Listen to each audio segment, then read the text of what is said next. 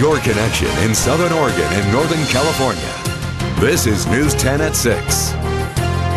Good evening, I'm Trish Close. I'm Rick Tillery, thanks for joining us. Details continue to be revealed behind the killing of Trisha MacCallum. Investigators say Chris was shot to death in the Applegate Creek area last year. News 10's Ashley Carrasco is live outside Siskiyou County Courthouse to explain what happened in court in tonight's top story at 6. Ashley? And Rick, it was probably the biggest day this trial will see in court. Lubbers, Trisha MacCallum's former stepsister, took the stand today. She actually already admitted to helping with Chris MacCallum's murder. Now, according to Amber, Trisha and Chris had problems for a while, and she said that Trisha had actually admitted to her that she, quote, wanted him dead, meaning Chris, her husband. Now, the two planned a camping trip up in Applegate Creek. That's where Chris's body was actually found. And Amber says originally they planned to get Chris drunk.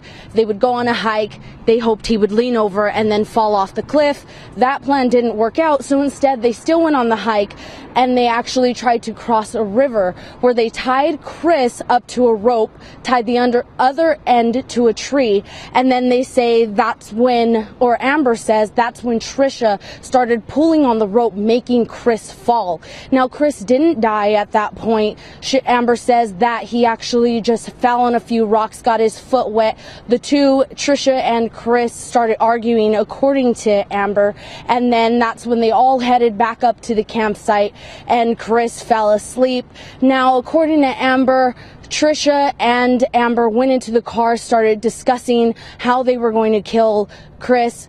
Amber says that she didn't want to do it. Trisha grabbed the gun, according to Amber, went back to the tent and shot Chris.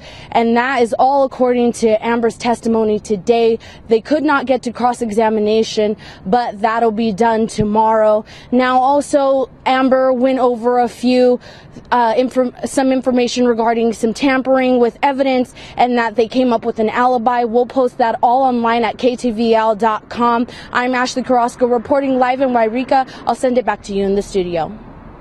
Thanks, Ashley. MacCallum murder trial is expected to continue tomorrow morning at 10 a.m. Again, as Ashley mentioned, that's when the defense is expected to cross-examine Amber Lubbers.